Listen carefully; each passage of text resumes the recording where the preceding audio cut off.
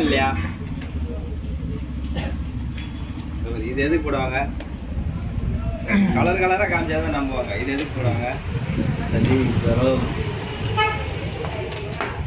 தெரியல.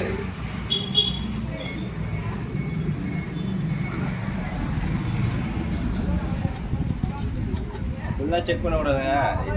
ஏசியில் ஒரு வயிறு சொல்லிட்டு அதில் வச்சு நாக்கில் வச்சு செக் பண்ணுவோம். நாங்களாம் செக் பண்ணிட்டோம். அது கற்றுக்கிறவங்க தான் அதை செக் பண்ணுறோம். இதை தான் சொல்கிறேன். இன்றைக்கி ஆஃபர் வேணாம்.